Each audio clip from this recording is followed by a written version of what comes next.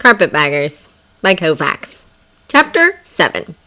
When last Lucy had seen the witch's castle, she had been with Aslan and Susan, and the lion's glory had overshone everything.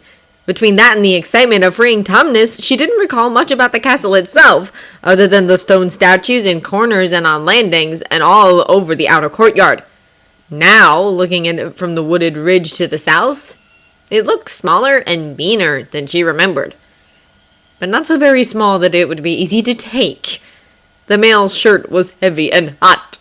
Lucy scowled down and it barely concealed under her tunic and kicked one boot at the ground, listening to the soft jingle of the rings. She knew Peter was right about the need for armor, but she still disliked it. It would be hard to run like this, and it was tight across her chest and shoulders, making it difficult to draw her bow.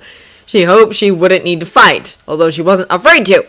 And this was her chance to actually do something useful and valuable, the way Susan had in the mines or with the centaurs. Lucy was tired of being left behind, of being the baby always protected. If there was some way she could help, she wanted to do it. Mr. Beaver sat next to her, placidly chewing on a length of wood as they waited. Beyond him, deeper into the woods, Lucy saw Rex, Dora, and Barton, the three dogs who were acting as wolves in this bit of deception. Rex was scratching his ear with one oversized foot, and Barton lay on his back next to a tree with his feet splayed, as comfortable as if he were in front of a cozy fire instead of just about to go into battle. Rankin the dwarf tested the string on his bow. It went boing quite loudly in the humid afternoon air. Susan and Edmund had left Tumnus's cave the previous afternoon with Rhea and Tumnus to greet the recruits gathering in response to Peter's call. Some hours later, Tumnus had come back, accompanied by 24 tugging animals and other Narnians, whom Edmund had sent to help Peter and Lucy in their assault on the witch's castle. Tumnus and his cousin Torvus had led them southeast for some distance, pacing quietly down forest trails in the dark before doubling back north. They had camped in the woods east of the castle before midnight. The hours since dawn had been spent in planning and argument, as one strategy after another was considered and rejected by Peter and Torvus, who was a fawn with a great deal of military experience and only a little resemblance to Tumnus. The current plan was one Peter had agreed to in desperation, and only if Lucy carried a bow, wore the mail shirt she had borrowed from one of the dwarves, and stayed with Beaver at all times. Edmund had sent a message a few hours ago that he and Susan were on their way to engage with the rebels. There had been no word since, and Lucy had begun to worry, although she knew she would be wiser to be concerned about her own part here, rather than worry about a battle miles away she could have no effect on. In frustration, she stood up, stomped around in a circle, and sat down again on the rock next to Beaver. Lucy wondered idly why the beavers didn't have names, the way the fawns and dogs and bears did. What would Beaver call his children, after all? "Baseline," Beaver said, spitting out some bits of wood. "We'll be on the move soon enough." And he was right, because not 30 heartbeats later, there was a flash above as a cardinal came to rest on the tree above Lucy. "Bigger in position, my queen," the cardinal said and bobbed a bow. Lucy liked the cardinals. They were prettier than the magpies, but apparently not as good at remembering long messages. "That's it then," said Beaver. "Ready to run, my dear? Just like old times." Her bow and quiver were already over her shoulder, and her knife and cordial were at her belt. Lucy squatted to make sure her boots were properly tied, then took a great breath and stood up again. "I'm ready," she said. "Now, remember," she said to Rankin, "you must make it look as though you are desperate to catch us, so give us a good lead." Rankin just nodded. He wasn't one of the talkative dwarves. The dogs all leapt to their feet, and Rex gave a kind of almighty shimmy that made Lucy smile. "Well," she said, "may Aslan's blessing be with us all." And she began to run. Lucy and Beaver burst out of the woods due south of the castle, directly opposite the gates, which had not yet been rebuilt after giant Rumblebuffin destroyed them. The castle sat in the middle of a small plain or a great field, surrounded by open ground, so anyone approaching the castle from any direction would be sure to be seen. It was some distance across the field, several hundred yards at least, and there was no road. The grass grew thick and dense, and grasshoppers and butterflies burst up and out of the greenery around them. Beaver galumphing along behind her, moving remarkably quickly. They were not sprinting. They would need their wind at the end, and they were trying to convince the watchers in the castle that they had been fleeing for some time. But they were still running quite fast, and Lucy could feel it in her legs and her lungs. It was much harder than the last time she had raced anyone at school, but then of course she hadn't worn a male shirt or carried any weapons. Sweat ran down her face and into her eyes, and she swiped it away with an impatient hand. "Did they see us yet?" she gasped to Beaver, but he didn't answer. They were out in the middle of the field now, halfway between the castle and the wood. If anything went wrong now, there was little chance of getting back into cover. Oh! Lucy had forgotten she was being chased! She looked over her shoulder and was relieved to see that Rankin and the dogs were already closing the distance, moving fast. If Lucy had not known better, she would have been quite frightened. Rankin had such a look on his face, and the dogs were snarling, their ankles raised. "Bleh!" gasped Beaver, and Lucy looked ahead to see that it had worked. People were coming out of the gate towards them. 2, 3, 4. Lucy lost track, but it was a group of Narnians led by 2 dwarves. Now was the time for her play acting. "Help!" she cried as she and Beaver came closer to the castle walls. "Help, please! They're going to kill us!" She slowed down. It would not do to go into the castle, not yet. Peter and the others must be on their way by now, she thought, and then she was stumbling forward into the middle of the crowd from the castle, which was not, she remembered belatedly, the plan. They were all supposed to meet at the same time, so she would not be isolated. But she had run too fast, or Rankin had waited too long, and now here she was, surrounded by the members of the Western Narnian Patrol, with nothing to protect herself with but her dagger and her unstrung bow. This was not how it was supposed to work, and if things went wrong, Rankin and the dogs were too far back to help her. Well, she would just have to play her part and hope it worked out. "Please!" Lucy gasped to the dwarf who seemed to be in charge, a red-faced fellow in sturdy mail with a yellow cap on his head instead of a helmet. "Please protect us! The king will reward you!" "Reward?" said the other dwarf, looking younger than the rest and wore no mail, just a quilted doublet. "I could do with a reward, Brick-a-Mum." Brick-a-Mum scowled, but nodded. "Aye, true enough. Dinnerman, show them they're in our territory now, filthy witch lovers. They should know better than to come near here." Dinnerburn strung his bow in quick movements and put an arrow to the string. Lucy caught her breath. Surely they weren't just going to shoot Rankin or the dogs. But Dinnerburn merely sent the arrow into the ground in front of the little group, and Rankin came to a halt, his bow raised.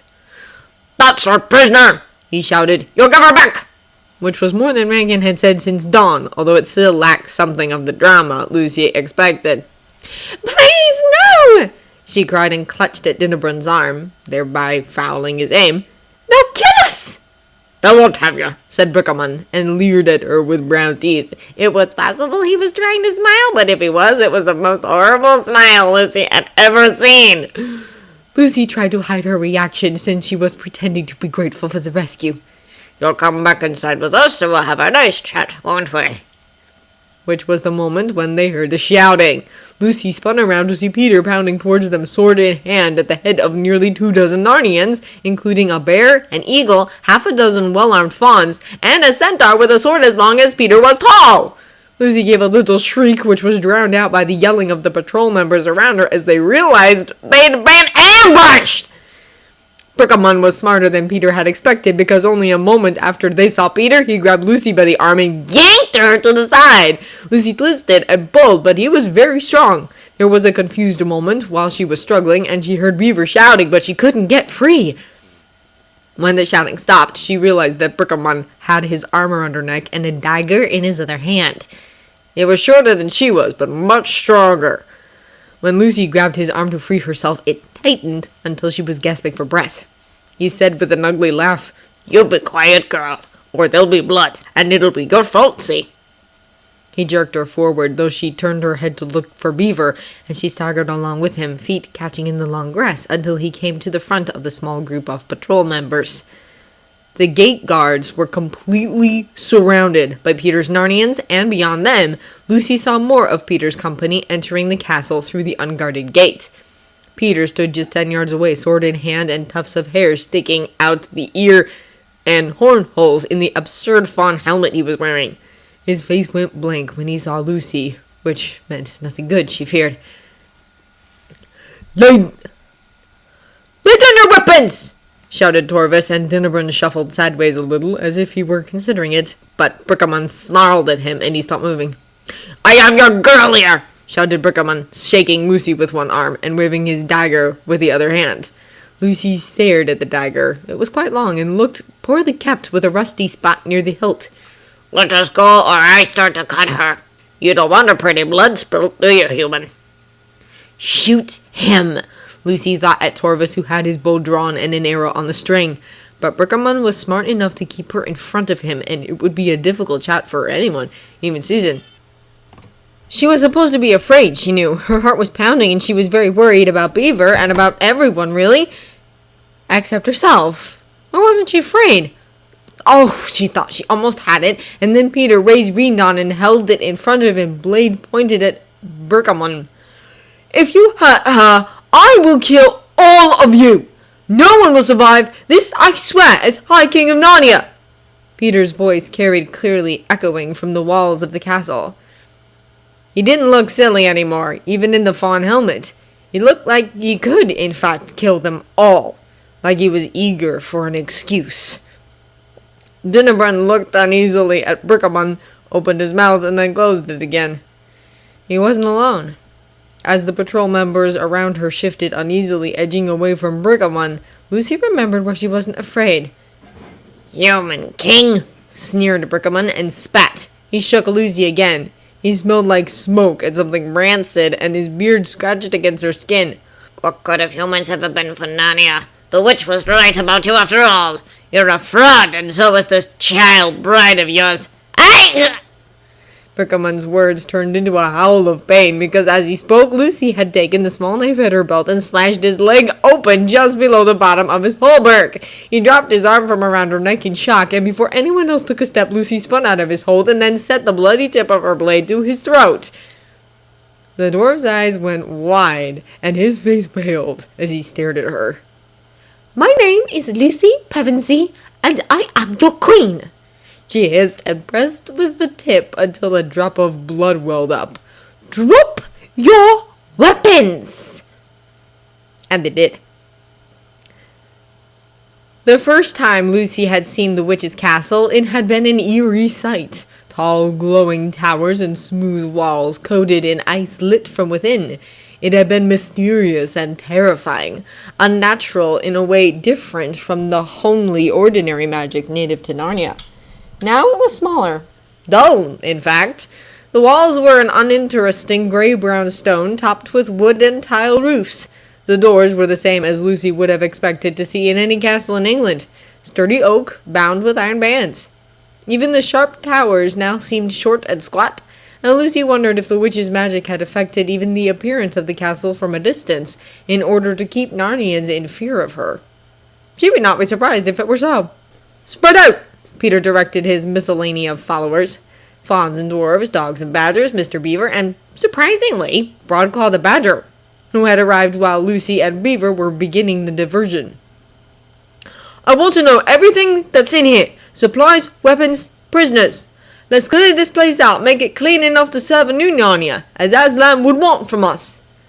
Before they had entered the castle, Peter had hugged Lucy hard, the leather of his cuirass flattening her nose against his chest.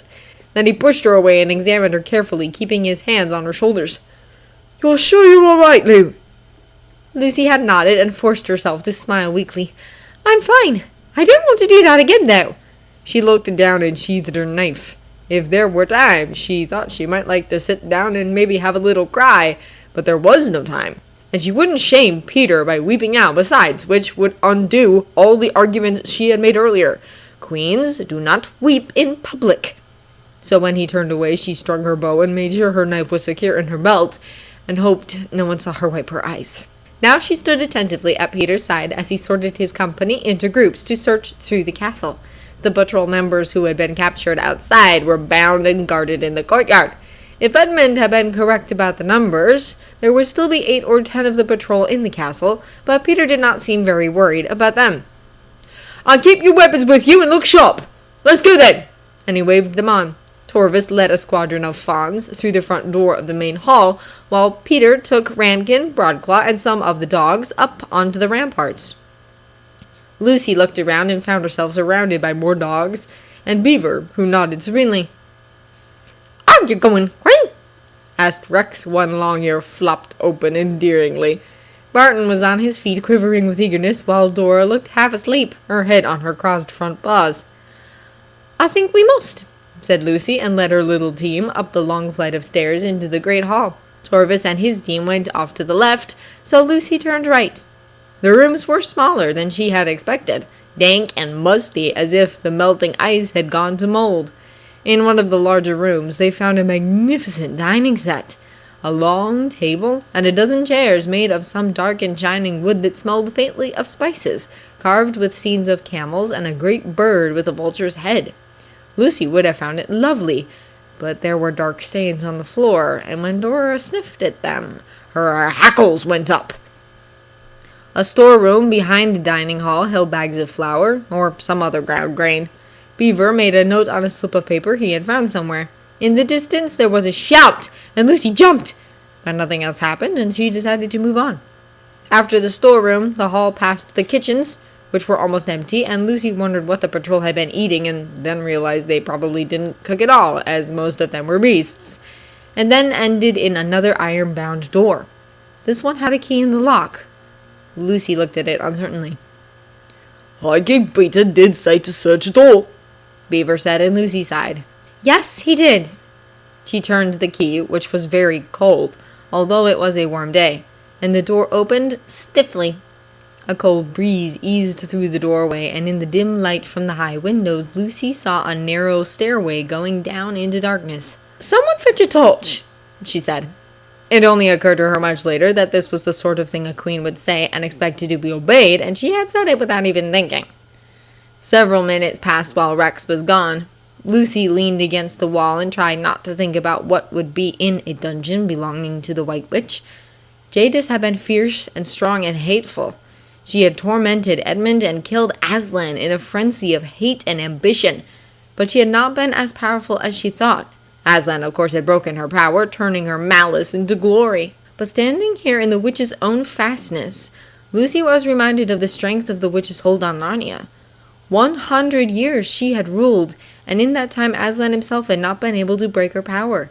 Narnians had starved and fled and fought and compromised and died under Jadis's rule. But none of them had defeated her, not even the good giants or the wise and powerful centaurs. And if the witch had been willing to sacrifice Aslan himself for power, what else could she have done? What evils took place in these walls? Lucy shivered and rubbed her arms. Rex came running up the hall, a half-extinguished torch held sideways in his jaws. Lucy rescued it before he dropped it or drooled enough to put it out entirely. After a few moments, the flame settled into something that might serve. She swallowed and set her foot on the first stair. She couldn't carry both the torch and her bow, so she kept her bow on her shoulder and instead drew her knife with her left hand. "Let's go," she said. The stairs led downwards in a straight, short flight and paused at a broad landing on a hallway that stretched away to the right and left. Lucy listened. There was nothing living down here, not if her ears or that strange knowing she had developed were to be trusted. "Dora, Barton, you check that way," she directed, and led Rex and Beaver the other direction. What they found were empty rooms. Cells, to be precise, as they had ornate wrought iron doors which could only be locked from the outside. They were thankfully empty of any prisoners, although the chains and shackles gave evidence of frequent use. There were stains on the floor Lucy didn't want to examine, and the cells smelled of urine. In the second room Lucy examined, she found a scrap of cloth on the ground and stared at it for a long moment before identifying it as Edmund's pocket handkerchief. She picked it up and folded it carefully before tucking it away inside her jerkin. He probably wouldn't want it, she knew, but it seemed wrong to leave it here. All the cells were empty, the shackles on the walls hanging open. Lucy was grateful for that. At least the patrol wasn't imprisoning any other Narnians. But the stairway continued down, past this floor of empty cells. Where did it go? Nowhere good, she had to assume. This time, Rex insisted on leading the way. Lucy followed his gently waving tail down into darkness. It wasn't like the royal archives at Cair Paravel, the discovery of which now seemed to be years in the past, not merely a few weeks. The stairway was much narrower now, and it twisted upon itself at least twice, so they lost sight of the doorway above. The air changed as well. What had been merely dank above became thick and foul, reminding Lucy of nothing more than rotting vegetables. Something horrible was down here. She wished she had more light than this single torch. Beaver, sticking close beside her, hesitated between one step and the next. "I could send for help," he said quietly, but Lucy shook her head. She had 3 dogs and Beaver, and her knife and bow. The witch was gone, and Aslan was with her as he always was. The stones beneath her feet were smooth with wear, worn down in the center of the step as though thousands of people had passed before her. How old was this castle, she wondered. Perhaps it wasn't built by the witch after all. She should ask Tumnus about it. She stepped forward again and was startled as her foot hit the floor. They were at the bottom. The hall led away to the left, west if Lucy's sense of direction was still sound. Rex sniffed and said, "No one living is here, Queen." Dora growled, "No one living now." She pushed past Lucy and Beaver and padded up to the first door on the right, a sturdy wooden door bound with heavy metal bands, different than the cell doors upstairs. She sniffed, and the fur on her shoulders rippled and then settled. She went on to the next door, this time followed by Barton. Their nails clicked on the stone floors. Tick, tick, tick, tick, tick, tick, as they went, pacing down the hallway in the torchlight. Lucy followed until Dora stopped at the 4th door.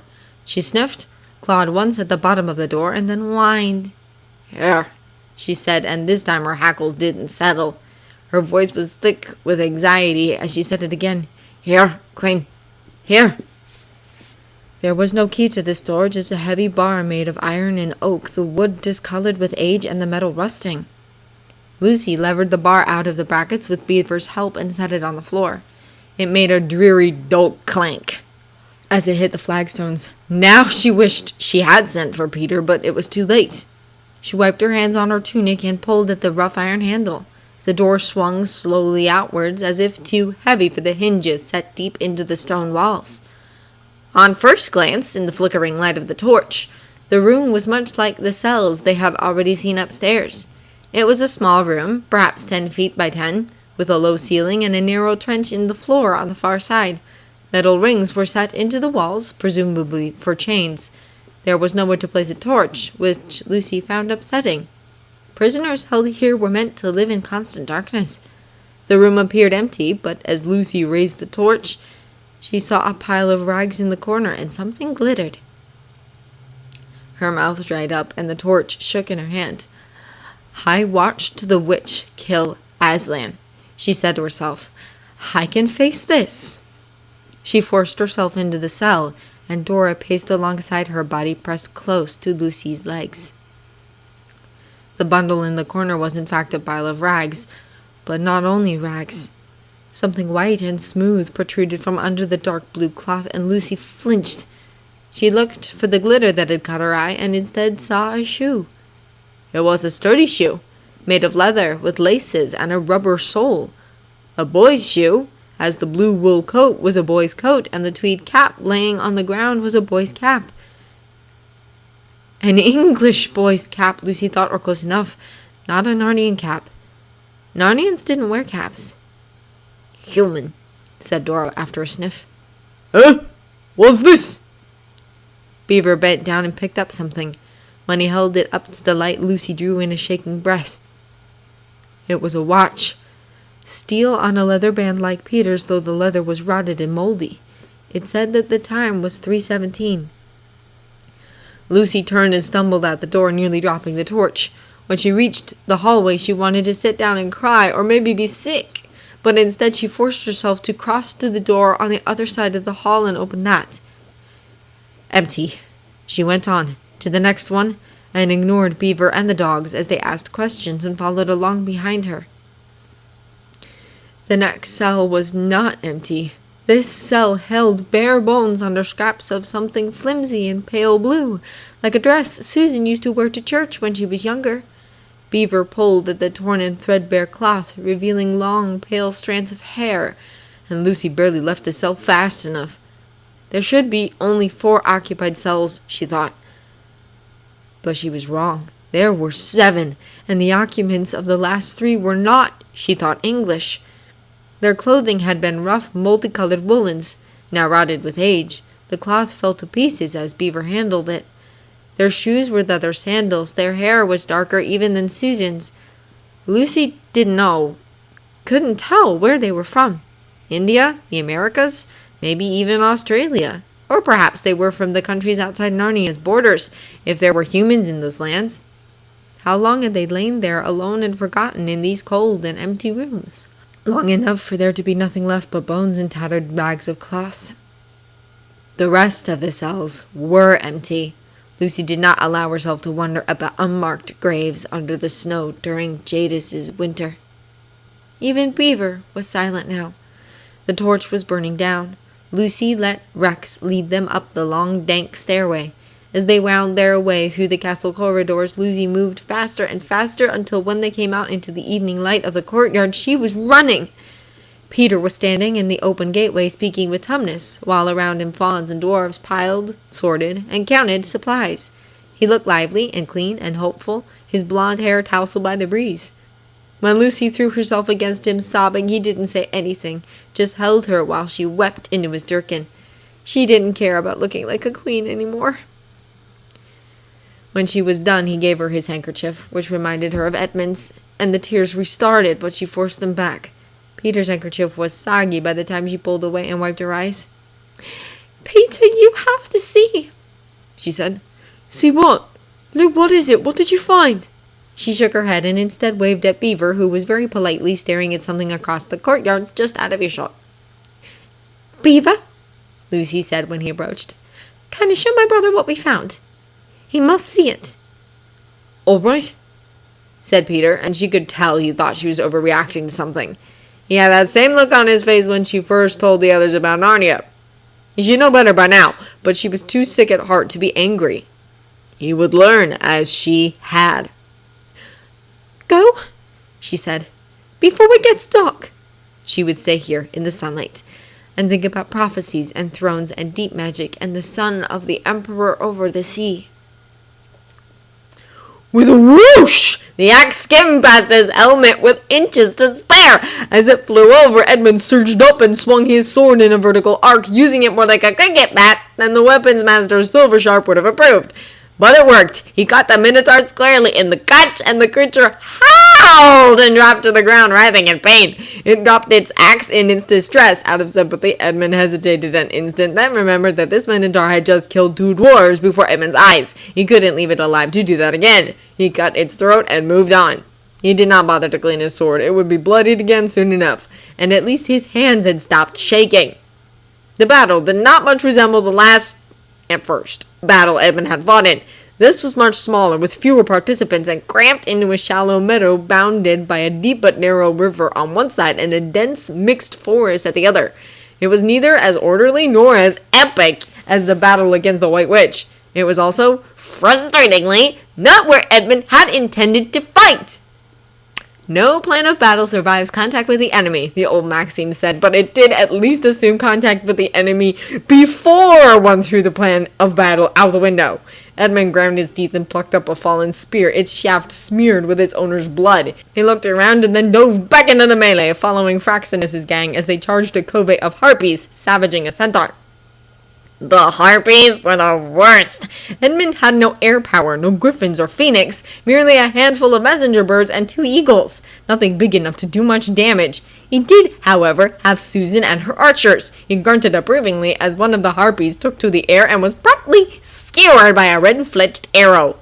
The 2 forces were roughly matched in size, although to Edmund's inexperienced eye, the rebels had the advantage in weight. There were several of those one-eyed giants. Cyclops? Fine, call them Cyclops.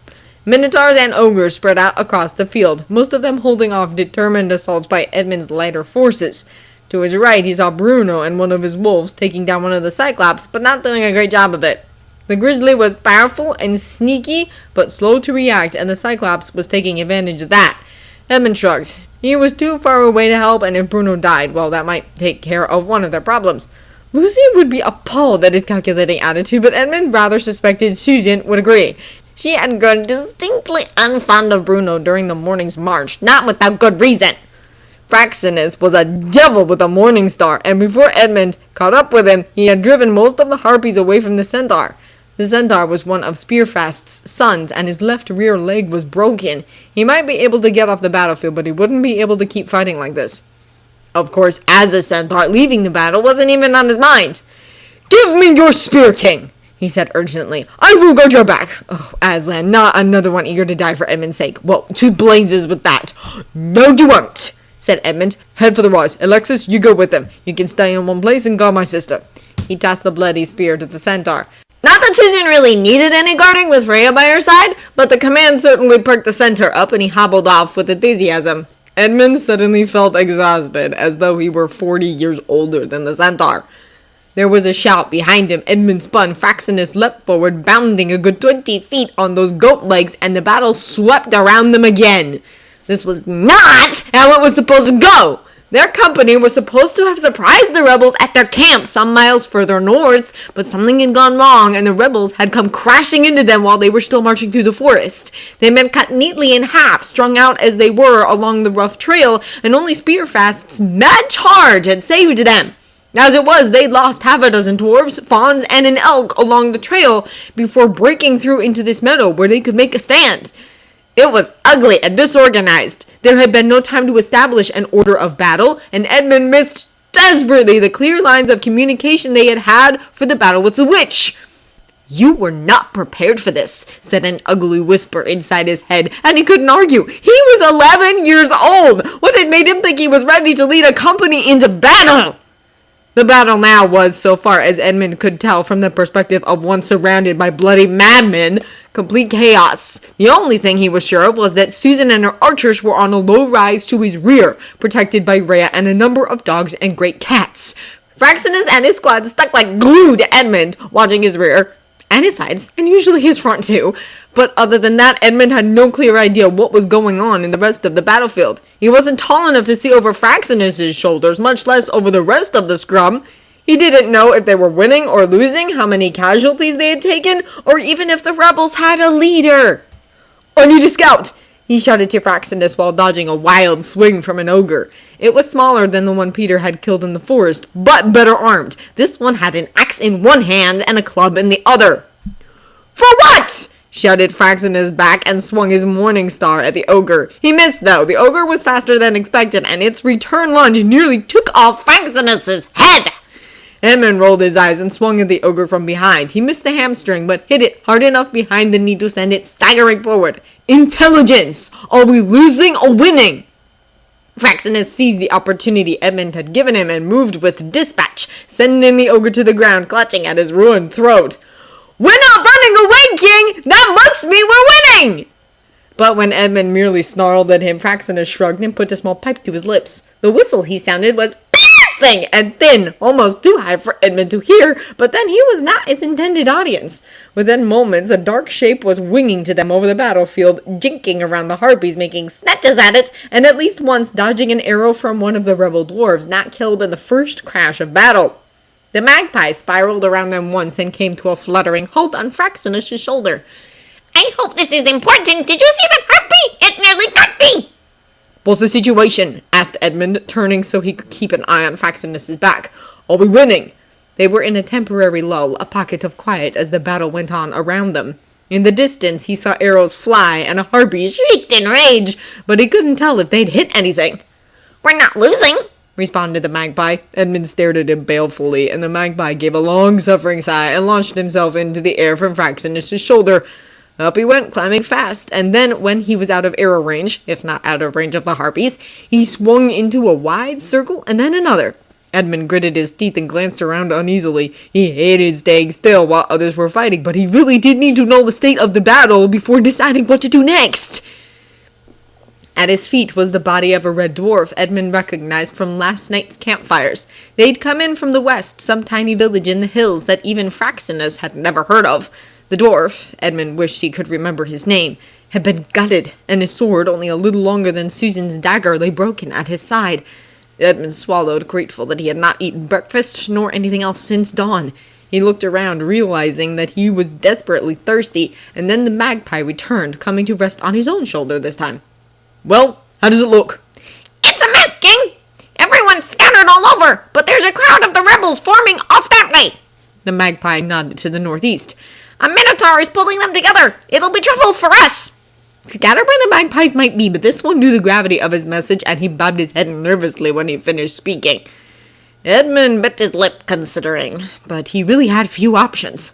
"Look out!" shouted Fraxinus and tackled Edmund as a harpy swooped down on them. They landed in the mud next to the dead dwarf, and the harpy screeched with disappointment. It carried away with it Edmund's helmet and some of his hair.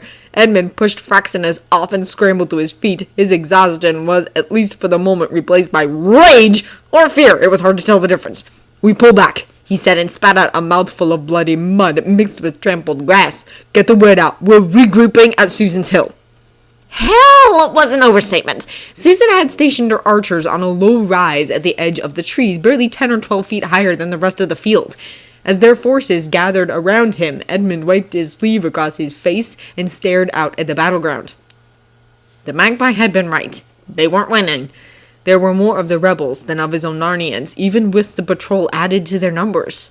And the rebels were better armed and more wild and vicious in their attacks. Edmund suspected they were fighting out of despair and revenge rather than any real hope of victory. They had seen Aslan defeat the witch after all. Surely they couldn't think they could still take Narnia back.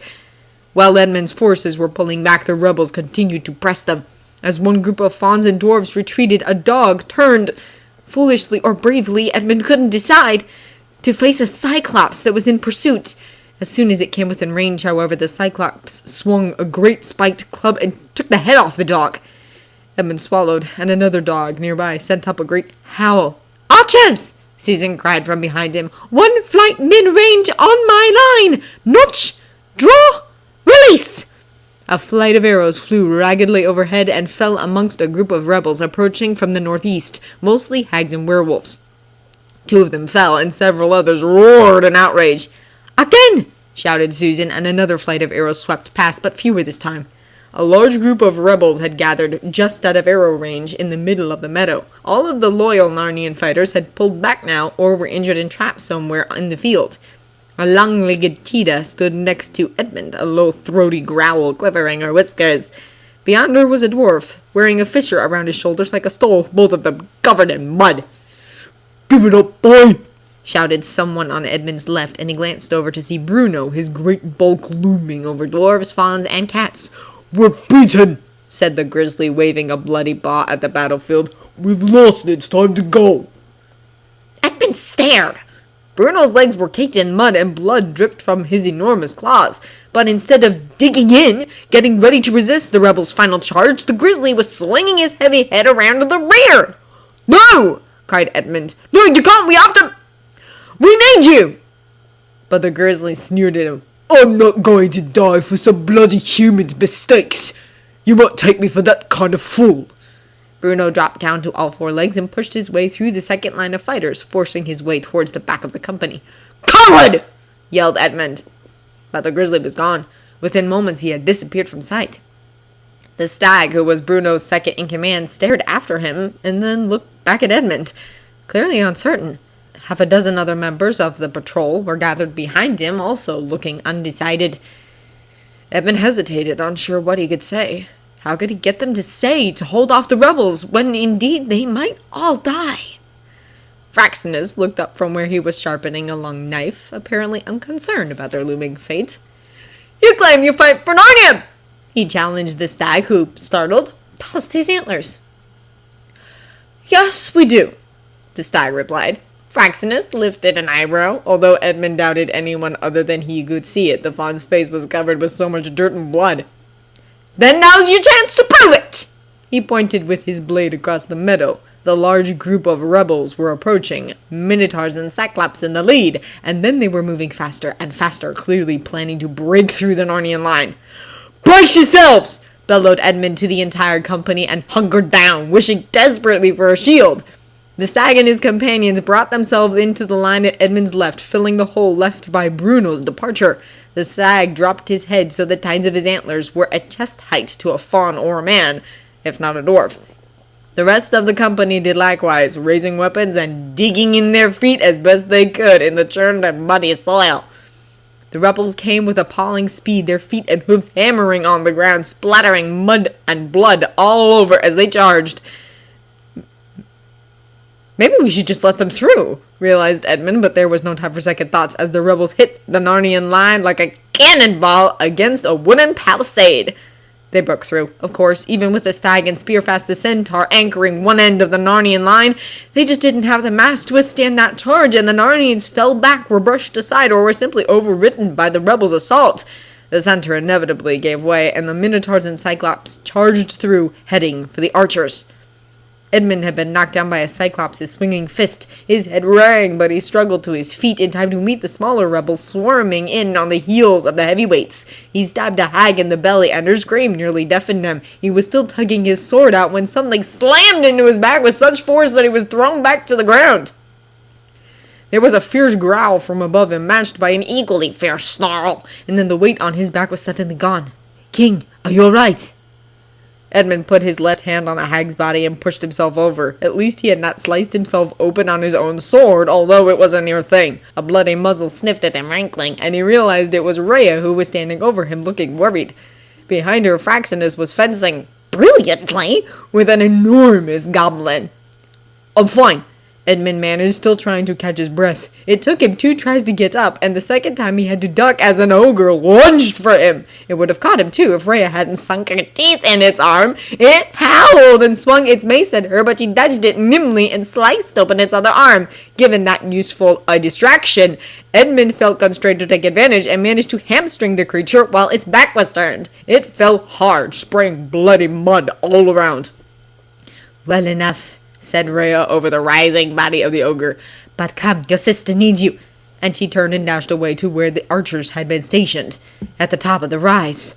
Edmund followed her, ducking and weaving around knots of fighting. He couldn't tell how they were doing, but it didn't look good. How could generals in England possibly keep track of their own battles? It was all a great confusion. The archers had been hit hard, were still being hit, although several had fled into the nearby woods, followed by hags and werewolves. The rest were at the center of a roiling mob of fighters, minotaurs, cyclops, and ogres struggling with dwarves and fauns and dogs and beasts of various types. The noise was unspeakable, and somewhere in there was Susan with only a knife and Peter's leather jerkin to protect her. Edmund looked around desperately, but there was no help. The Narnian line had broken, and aside from the melee on the rise, his forces were dispersed and scattered. Fraxinus had killed his goblin, but was now being forced back by 2 hags and a minotaur, his face bloody and one arm hanging loose. The stag was being harried by 2 wolves and a werewolf, surrounded on all sides by bloody snarls and snapping teeth. As Edmund stood there, frozen with horrified indecision, one of the ogres in the closest knot of fighters lurched backwards and threw something over his shoulder, like a laborer chucking a bit of rubbish out of his way. It landed at Edmund's feet, but it wasn't trash. It was the fissure he had seen earlier, now crumpled and broken. They had lost. Edmund had not believed it could happen, not truly. Aslan had defeated the witch, and Susan had saved the dwarves, and they were building a new Narnia, bringing people together. It couldn't end this way. Aslan surely didn't mean it to end this way. But Aslan had given over command of Narnia to school children who had no idea what they were doing, and Narnia was falling apart again. "King!" snapped Rhea at his elbow, and Edmund wheeled around. "This way!" She had found an opening in the knot of fighting and thrust herself into it. It was no struggle at all to follow her, because finding his way to Susan, and maybe dying in the attempt, was better than watching his little army collapse and die around him. The melee was madness, as tightly packed as the London underground, mud slick underfoot and everywhere, weapons, claws, teeth flashing and striking. Edmund stayed as low as he could because he wasn't heavy enough to do any damage in these close quarters, and there was no room for his sword. He drew his dagger with his left hand as he struggled past a wolverine wrestling with a dog, and was nearly knocked off his feet by the stench from a hag being strangled by a fawn. Rhea's tail was his guide through the mad scene, as though she knew where she was going. At last, although it was less than a minute after entering the melee, she stopped and nosed at a figure on the ground, sprawled at the feet of another cheetah. Edmund was pretty sure she said something to him, but he couldn't hear it in all the noise. He didn't need to, anyway. Because it was Susan, on the ground, her face very white, and her side covered in blood. The sound of the battle around him was suddenly very far away, attenuated as though echoing down a railway tunnel. Edmund could hear the blood pounding in his own head, though, and feel the slick warmth of Susan's blood on his hands as he opened her jerkin and tunic and tried to stop the bleeding. She had a deep gash in her side, narrow like a sword blade had made it, and the blood pulsed from it regularly. It wasn't spurting, which Edmund suspected was good, but it wasn't stopping either. He couldn't use his tunic as a bandage without taking off his own cuirass. His blood-wet hands slipped on the buckles, and he snarled with frustration. This wasn't supposed to happen. Aslan had named them kings and queens, set them on the thrones of Carpetbaggers, had died to save Edmund. Susan wasn't supposed to die in the mud of an unnamed field, but had buggered up his first real command. Firefoot had died, the fisher had died, but this was Susan, his sister. He refused to let it happen. The buckles finally came loose. Edmund tore the cuirass off and wrenched at his tunic. It needed to be clean. He remembered that much. Not that there was any part of his clothing that was clean, but at least he could use something that wasn't covered in mud or someone else's blood. "King!" shouted Rhea in his ear, and he snarled back without looking away from his filthy hands tearing at his tunic. "Leave me alone!" "No, you must look!" cried Rhea, and put her foot on his hand. She had enormous feet, broad with sharp claws now coated in mud. "Look!" She took his shoulder in her mouth and tugged him sideways, forcing him around. The sounds of the battle around them had changed. Instead of grunts and shouts and the clang of weapons, Edmund heard and felt a rhythmic pounding thunder. The vibration, as of a herd of buffaloes stampeding across a plain, came up through his feet and rattled his ribcage. Above that noise came shouts and cries of surprise and fear. The hag, just a few feet away, tore loose from the fawn and scrambled backwards, diving into a nearby copse of brindleberry bushes. Her escape left an opening through which, even kneeling, Edmund could see most of the battlefield. It had only been a few moments since Edmund had fallen to his knees next to Susan, and yet everything had changed. Instead of a crowd of deformed and vicious rebels sweeping across the field, chasing the broken Narnian forces, Edmund saw dozens of centaurs crashing through the rebels' lines. They came from the north, and their stone spear points glittered as they charged, chanting Aslan's name, throwing up bloody clots of turf like a child, splashing in the mud puddle. "Oh," said Edmund, and watched as the Minotaur, who had been leading the charge against the Narnians, was felled in an instant by a stocky roan mare, wielding a spear and a long-bladed knife. As the Minotaur collapsed, she did not pause before turning and launching herself at the Cyclops nearest Edmund. The swing of her bound hair was what jogged his memory, and he knew her then. Silversharp, the weapons master! Which at least gave him some warning, if not a great deal, so that a moment later he was not quite as surprised as he might have been to find himself confronted with great stamping hooves and the carved and painted butt of a long spear. He looked up. A dark-skinned centaur with ragged, untamed hair met his gaze with a nod. "King Edmund," he said, voice deep, "I would wish we had come in better time." Edmund knew he needed to say something. He looked at Susan and then back up at the centaur.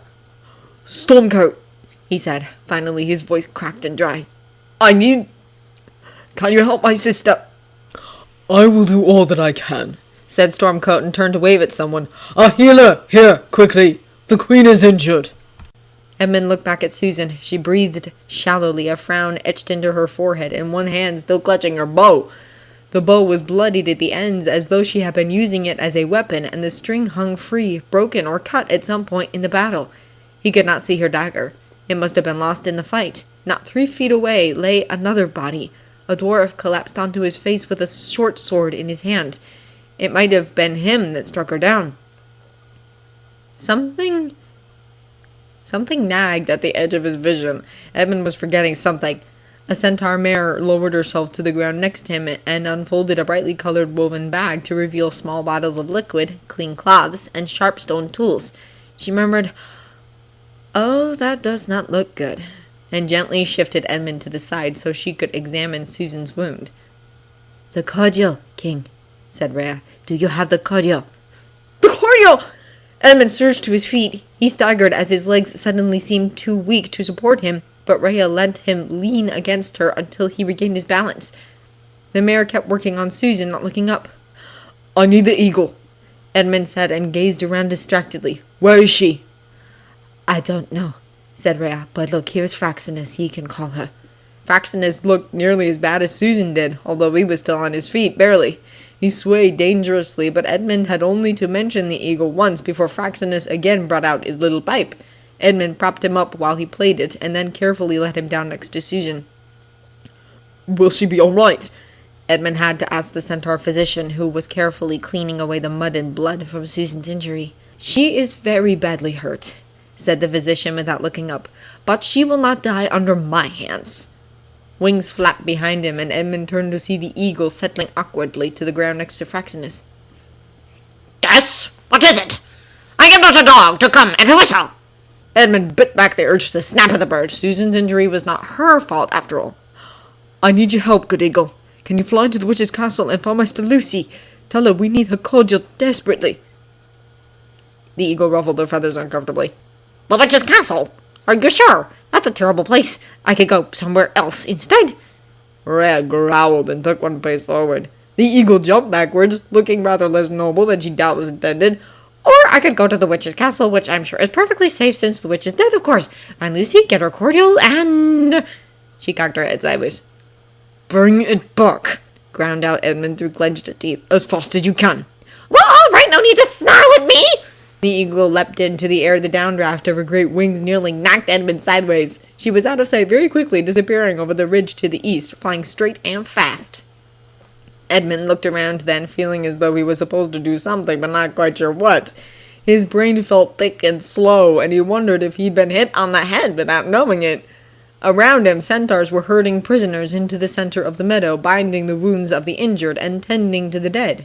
Nearby, Stormcoat spoke with Silversharp, who had not yet cleaned her weapons. Edmund did not see Bruno anywhere. He suspected the grizzly was halfway back to the witch's castle. King, said Rhea quietly, while we wait for the cordial, there are other wounded as well, and your sister is in good hands. Edmund stared at her for the long moments it took her words to sink in. Oh, he said finally. Right, I see. Peter had not mentioned this as a duty of commanders, and Edmund wondered what else he had missed while he slept after the end of the battle with the witch. He found it easy to imagine his brother talking with the wounded, holding someone's hand as they were treated, and cheering them up despite their pain just by listening to them. Edmund cringed inside. It was not Peter after all. But then he thought about Firefoot. He could do no less for these than he had for the centaur foal. The next minutes were something of a blur. Soft voices and moans and cries of pain, the smell of blood and mud and worse things. Grasping hands or paws, the feel of wet fur and the tacky sensation of blood on Edmund's hands. Too many were already dead, and too many more were past any help the centaurs could provide. But many were merely hurt, and they would soon be walking again, making their way home to tell the story of Stormcoat's charge and the breaking of the last remnant of the witches' forces in Narnia. Edmund hoped for all their sakes that it was in fact the last remnant, and not the start of some long-running conflict that would exhaust them all. They spoke to him with cheer and pride in their voices, talking of their deeds in the battle, or, more frequently, their homes and their families, and everything they meant to do now that the winter was over. It was that purpose, that cheer, that lifted Edmund from his fog in the end. He stood up at length from beside a dwarf who had taken a bad knock to the head and seemed confused by the sun and warmth around him. The fellow had forgotten everything that had happened since some time before Aslan broke the winter. As he turned away, already looking ahead for the next injured soldier, there was a cry overhead. The eagle was back, and in one of her clawed feet she clutched a small crystal vial. The first thing Susan noticed was that she didn't hurt. The last thing she remembered was the pain and the warmth on her skin as the blood flowed down her side, soaking her clothes. Now, though, she didn't hurt, not even a little. What had happened? The battle had not been going well, she remembered that much. Maybe they had lost, and she was dead. Now, what did that mean? Was she in Aslan's country, or in the heaven the vicar talked about? Edmund and Peter and Lucy would be so sad, and how would they tell their family? Would they ever return to England at all? She thought of the professor's face as they talked about Lucy, and decided he would not be surprised at their disappearance. But their parents would not take it nearly so well, and Susan swallowed as she pictured her mother's face grieving for her children. And then she realized that she had swallowed. Her eyes flew open. She was on her back because the cloud-spotted sky was above her and there was a small stone poking into her shoulder. Voices rang in the air, but they were no longer shouting battle cries, just giving orders and asking questions. She moved her left hand and touched the cold and crusty spot on her tunic where her blood had dried. It had happened then, the dwarf seizing her and the blade going into her side so smoothly and coming out with so much pain. But she was alive after all, and there was a taste lingering in her mouth that reminded her of the smell of Aslan's mane and the sunlight of the morning he had risen from the stone table. "Lucy?" she asked then. Her voice didn't seem to work, and she swallowed and tried again. "Lucy?" "Sue!" Edmund's face appeared bending over her. He was filthy with mud and blood, his leather jerkin hanging half open and his helmet missing entirely. He smiled at her and then looked away to the right, saying to someone out of sight, "She's awake!" A centaur mare bent low over her and helped Susan sit up. "How do you feel, Queen?" "I'm all right," said Susan, looking around. There were centaurs everywhere! It was late afternoon, the sun was just above the mountains, and a cool breeze ruffled the leaves of the brindleberry bushes. She could not have been unconscious for very long, but everything had changed. "What happened?" she asked Edmund. He grimaced, then nodded towards the middle of the meadow, where many people were gathered. "Stormcoat came," he said. "They drove off the rebels, and I sent the eagle to Lucy for her cordial." "Oh," said Susan, and gave Edmund her hand so he could pull her up. He grunted a bit. Susan eyed him suspiciously. It would be just like Edmund to be injured and not mention it to anyone. But he didn't seem to be limping, so she left it alone for now. Standing, she picked up her bow and quiver. The bow was blood-stained and sticky under her hands. She remembered using it as a club at the end after her quiver had run empty and she'd lost her knife. It wasn't a pleasant memory. She pushed away the rage and terror she had felt and tried to focus on where she was now, alive and whole. She wiped her hand on Edmund's tunic, but it didn't make much difference, and he didn't even notice. He glanced at her and then looked away. "I wasn't sure what to do," he said, "but we had the cordial and so many people were hurt." Susan frowned in confusion and followed his gaze to the centaur physician, who was examining a young fawn. There seemed very few serious injuries in the people around them. "Oh," she said. "Well, I think you had to. I think it would be selfish for us to keep it for ourselves." He brightened, surprisingly. Edmund didn't usually admit he cared what she thought. "I didn't use too much, and I had bright blades showing me the ones who wouldn't heal without help." "It's what Lucy did after the first battle," she confirmed. She stood a moment, looking out over the battlefield. A group of rebels were seated in a group, many of them bound, many of them injured. They were guarded by some of the younger centaurs. Susan thought she saw Windcaller among them and lifted a hand. He nodded to her, but did not take his hands off his spear. "What about the prisoners?" she asked Edmund. "Did you heal any of them?" He looked at her blankly, and then flushed. It didn't occur to me. Do you think we should?" It would be easy to say no, because of course it was such a tiny battle and they were likely to need it again and again, she thought. Narnia was wonderful, but it wasn't safe. And yet the cordial was in some way Susan could not quite explain, a part of Aslan. The magic of healing was the touch of Aslan, or even his father, the emperor oversea. Who was she to deny that to anyone, even hags and werewolves who had tried to kill her? But she could not come up with a way to say that to Edmund. So instead, she said, "I think we must. They are Narnians too, and we were not made kings and queens of only the friendly part of Narnia." Edmund frowned at her. "You didn't see what they—" he began, and then stopped. His eyes were dark, and he looked away across the field where Susan saw Tendards and a few dryads were piling wood. "That's a lot to ask," he said at last, reluctantly. "But you're right." He bowed his head, and she put her hand on the back of his neck. Like the rest of him, it was sticky with dirt and sweat. "Aslan doesn't only ask us to do the easy things," she said, and then flushed, thinking about her conversation with Rhea in the wood. "I'll do it, if you'd rather not." "Would you?" he asked, looking up. His eyes looked damp, and she wondered what he had seen, and then decided she didn't want to know. He looked around uncertainly, and Susan laughed. Maybe you should clean up, she said. Anyone who meets you like that won't believe you're a king. The prisoners did not look at her as she approached them with the cordial in her hand. Most of them stared sullenly at the ground, a few of them tugging at their bonds, while they glared at Windcaller and the other centaur guards. Queen, Windcaller greeted her. It is good to see you. He looked unharmed except for a scratch on his shoulder, although there were blood stains on his leather breastplate. And you, Windcaller? Susan replied. I have come to see the wounded prisoners. Are there any here who are in great pain, or who are beyond the help of any physician? She did not bother to keep her voice low, and several of the prisoners overheard the question. One of them, a red-haired dwarf with a gash above one eye, laughed harshly. And what'll you do with us, then, if we're no use to you? Feed us to those cats of yours. Susan looked at the dwarf, then back at Windcaller. Lend me your knife, she asked, and he lifted an eyebrow, but drew the stone blade and handed it to her, hilt first. She crossed a little distance and dropped to an easy squat in front of the dwarf, keeping the blade unsheathed in her hand. She was not so foolish as to give the witch's people another chance to kill her. Sometimes she forgot how small dwarfs were, because she had few other humans to compare them to. But even squatting, she towered over the seated dwarf. She looked him over. He was poorly dressed in ragged clothing and a mail shirt that was more rust than steel.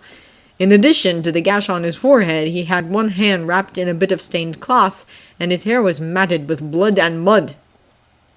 You know better than to believe that, she said, and you would have to be much cleaner to appeal to the cats, for they are indeed picky eaters, as all Narnia knows. That startled a laugh out of one of the dwarf's companions, a goblin with his hands bound before him. Promising, she thought, but the dwarf just glowered. What is your name? Susan asked him. He sneered, but she waited, and he said, Bindle. My name is Susan, she said in return. Are you badly injured, Bindle? He stirred uncomfortably and looked at the goblin, who just shrugged, and then down at the ground. Susan eased herself back and sat cross-legged. She waited.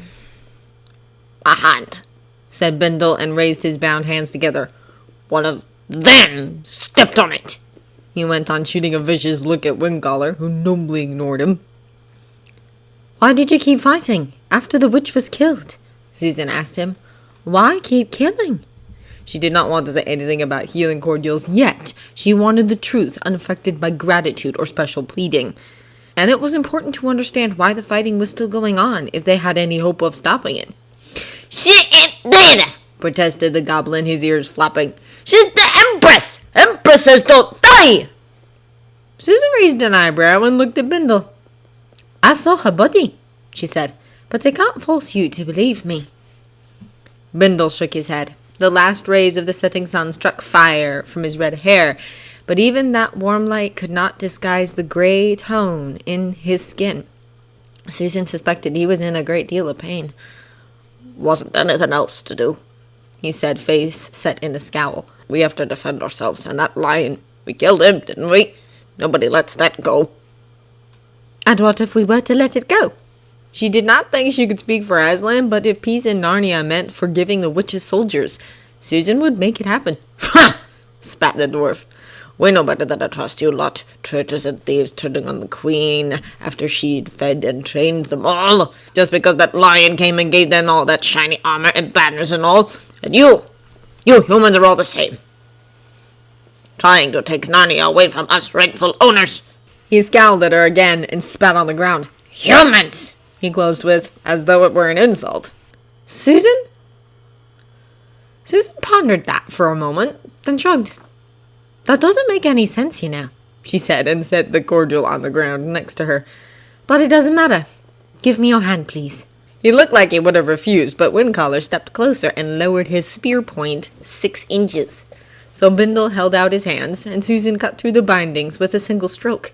Then she set the knife aside and carefully unwound the wrapping, ignoring Bindle's muffled whimper as she jarred his hand. Exposed, it was ugly and swollen, with many broken bones. Perhaps in England his mobility could be saved, but Susan suspected that this was beyond even the centaur's medicine to heal. She took up the cordial and hesitated for a moment. Need it be swallowed? He might think she was trying to poison him, and if he struggled, she could spill it. So with a silent plea to Aslan, please make this work! She tilted the vial and let a single drop fall onto the dwarf's twisted hand. The smell was heavenly! It smelled like spring come again, even here in the muck! And then the smell was gone, and Susan looked at Bindle's hand to see it healed. Perfect in form, shapely and strong, as it had been before the battle ever started. "Bah!" she said, and ignoring the dwarf's open-mouthed astonishment, pushed herself to her feet to find the next patient. She had a lot of work to do. She found Edmund after dark, sitting next to a fire on the rise where she had fallen in battle, in deep conversation with Stormcoat and Silversharp. Fraxinus was with them as well, although more than half his attention was on the stew pot balanced precariously at the edge of the fire. Susan couldn't tell what was in it and didn't much care, so long as it was edible. She was famished. "Sue," said Edmund, and shifted over on his log so she could squeeze in closer to the fire. It was still summertime, but the night had a touch of chill in it nonetheless, and Susan suspected they would see some leaves turning color soon. "Where were you?" Edmund asked, as Fraxinus spooned out something mushy into a wooden bowl and handed it to her. Susan looked at her bowl dubiously and took a bite, swallowing the nearly tasteless mash before answering. "With the prisoners," she said, nodding towards the 3 fires in the center of the battlefield, where the prisoners were being kept under guard. "I healed some of them, and spoke to most." "Indeed, that was well done, Queen," rumbled Stormcoat. Susan flushed at the praise. "We need to understand," she said, and took another bite of mash. "How can we make a peace if we don't know what everyone wants?" "What is there to know?" asked Fraxinus, with an edge in his voice. "They hate Aslan, and they want to kill us all! How can you want to make peace with that?" The fawn was healed from his wounds, but he still looked angry. Susan remembered him being in the thick of the fighting, even in the battle with the witch herself. Edmund raised a hand, and Fraxinus subsided. "Peace or war?" Edmund said. "Susan's right. We need to understand in order to protect ourselves." "What did you learn?" he asked Susan. "That there are as many reasons for fighting as there are stars in the sky," she said with a sigh. "But most of them involve fear." "Fear of what? They nearly beat us!" Edmund exclaimed. "But they did not, because you are binding Narnia to you," answered Stormcoat, and Susan nodded. "I think that is some of it. They are losing, or have lost, and they were the witch's people. They served her, profited under her, and forced her decrees. They were the schoolyard bullies, and now their victims are in charge, and they're terrified they'll receive just what they dished out." Edmund nodded at that, and she knew he was thinking of his own troubles at school.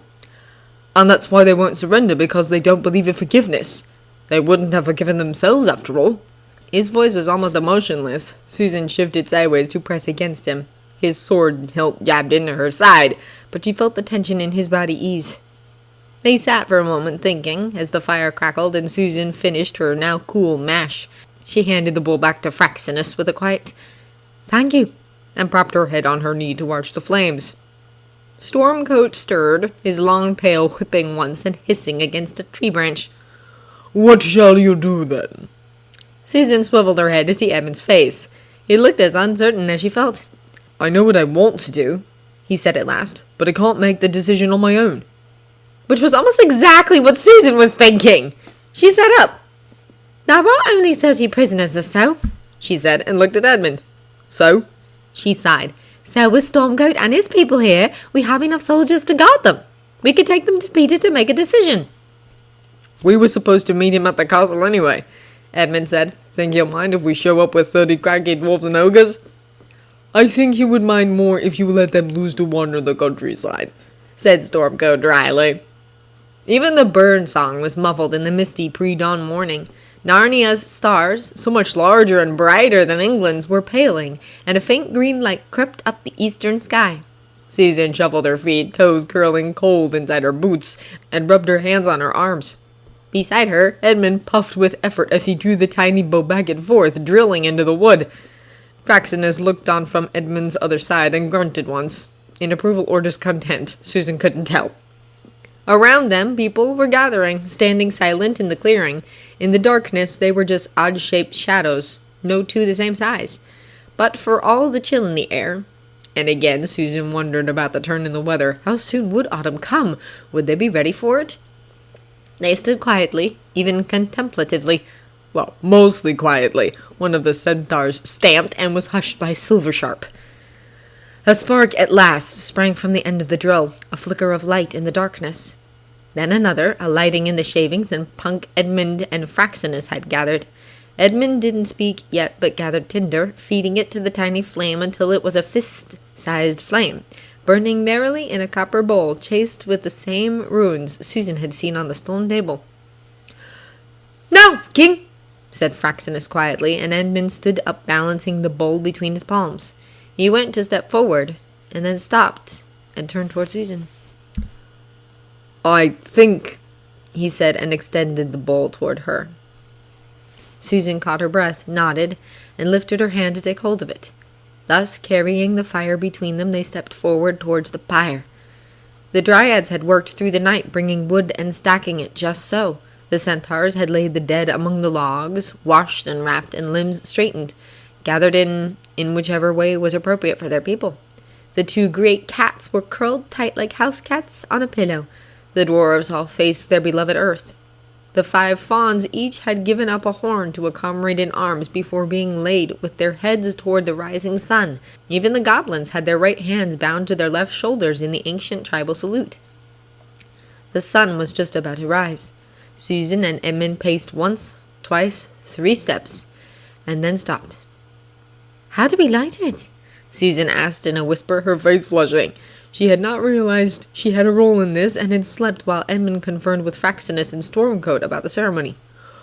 "Torch on your right," hissed Edmund. "Light it from the bowl." The pyre climbed high before them, too many to count, and Susan wondered what had happened to the dead after the first battle. They had been carried away to Cair Paravel without a thought afterwards. Surely the bodies did not still lie on that plain, skin withering in the summer sun. Surely not. She made sure Edmund had the copper bowl firmly in his hand and reached for the torch. It was lighter than it looked, a length of dry oak bound at one end with pitch and grasses. She raised it to the crowd around them, it seemed the right thing to do, and lowered it to the bowl. There was a crackle, and then fire sprang up in a bright crown at the top of the torch. Susan lifted it again to the crowd. Edmund stepped away for a moment and then touched another torch to hers. In the flickering light, his face was pale and set. He looked away over her shoulder and shook his head. "Not yet." They stood there holding the burning torches, watching the horizon, until at length a single ray of light came over the hills to the east to touch the tree-tops around them. "No," said Edmund, and began to pace clockwise around the pyre. Susan turned and walked slowly counterclockwise, and at every step she touched the torch to the bundles of tinder and kindling in the pyre, stacked under and around the too many Narnian dead. At the south end, she saw the Cyclops' body and caught her breath in a gasp, but did not shame herself. She recovered, lit the bundle with the torch, and went on. By the time she met Edmund again where they had started, the fire was beginning to spread throughout the pyre, crackling and snapping. It was no longer quiet in the clearing, and it was quite uncomfortable so close to the flames. Edmund led her away from the pyre, still walking slowly and ceremonially, and finally stopped where it seemed that everyone could see him. "We send our brothers and sisters to Aslan's country, with honor and love," he said. "May they find rich grazing, good hunting, fertile soil, and the peace he promises us. Honor and peace to them all." "Honor and peace to them all," said the company, and with that Edmund and Susan reversed their torches, extinguishing them in the damp earth. They left the pyre burning behind them, tended by 3 of Stormcoat's centaurs and 1 of the goblin prisoners. Goblins have specific requirements for their dead that other peoples find disturbing. As they struck camp and headed back south and east towards the witch's castle. Susan was glad to put the battlefield behind them, but the smell of the pyre followed them for some miles until the wind changed in mid-morning. Armies, even small ones, travel slowly, and armies burdened with prisoners even more slowly. So it was no surprise that Rhea met them at midday near Tumnus's cave, returning from the witch's castle with word from Peter and Lucy. "Well?" demanded Edmund as the wolf fell into step with them near the head of the line. They were at least out of the forest and into more open country now, and could spread out a bit. Susan had been uncomfortable at how they had been strung along in a long line. That was, after all, how they had been caught off guard yesterday. Was it only yesterday? Astonishing. They are both well. Said Rhea with a sly flick of her ears. The castle was taken with no losses. They were naturally concerned about you, Queen. She said, looking at Susan. After the eagles gobbled the message, but I was able to reassure them. Next time, I'll send a magpie along, Promised Edmund. Anything else? Susan asked. Rhea's eyeballs ruffled and she dropped her voice. Your brother is unsettled by what he did not say, but I think they made some disturbing discoveries in the castle. Susan wasn't surprised, although it wasn't something she had thought about either. But the castle had been the witch's home and her prison as well. She didn't like to think what it was they had found. Had there still been prisoners locked away? How horrible! He'll tell us when we get there, said Edmund, frowning. No doubt, said Rhea, and glided away to greet Stormcoat. They walked on for some distance, following the advance guard, a squad of Fraxinus's fawns, and 2 young centaurs. In the distance, a scout came cantering out of the trees. Over breakfast, Stormcoat had had a long talk with Edmund about battle array and things like that. Edmund's face had turned purple once or twice, but he hadn't stomped off the way he used to when Peter dressed him down, so Susan decided it went all right. I don't like being separated like this, she said as they approached the trees. I worried about Lucy all day yesterday. That's odd, said Edmund thoughtfully. I didn't. Susan scowled. But he waved a hand at her as he stepped over a fallen log. Not like that, Sue. I can't say how. It's like I just knew she was all right. When I thought about her, I wasn't worrying. Well, I worried, said Susan. She stepped over the log, too, and adjusted her bow so it hung more evenly. But I wasn't worried this morning. She touched Edmund's shoulder, and he glanced back at her with an inquiring look. Why wasn't I worried about Lucy this morning? Because she was all right, he answered. Susan rolled her eyes. Yes, but how do we know that? Edmund just shrugged and then put out a hand as a stag came cantering up. He stuttered to a halt in front of them, dust puffing in small clouds above his cloven hoods. Yes, King? He asked, and Susan recognized him as one of Bruno's people. She suspected that nobody had yet told him that the witch's castle was no longer in the hands of the Western Narnian Patrol, and wondered if that was Edmund's intent. Walk with us, invited Edmund, and the stag tossed his head, but willingly swung his long body into line on Edmund's right. Susan saw Fraxinus behind them glower, but he said nothing. Edmund didn't say anything for a few paces, so Susan spoke first. What's your name? I'm Susan, and of course this is Edmund. Oh, I know, said the stag, nodding his heavy head. I'm Elm Shadow of Cauldron Pool, but I mostly grew up in the Western Wild. You're not the only one who did, I think, said Edmund casually. The stag, who was a fine specimen, was more flesh and a healthier shine to his coat than most of the grazing animals Susan had seen in Narnia. Shook his head, so his antlers flashed in the afternoon light. Well, no. We had to eat, and you get summer there, and food is much easier to find. But it was lonely. There are few talking beasts in the Western Wild, and it is hard country. My parents told me stories about Narnia, about the festivals, and long warm summers that their parents had told them. It sounded wonderful, like a dream. And what happened when you came to Narnia?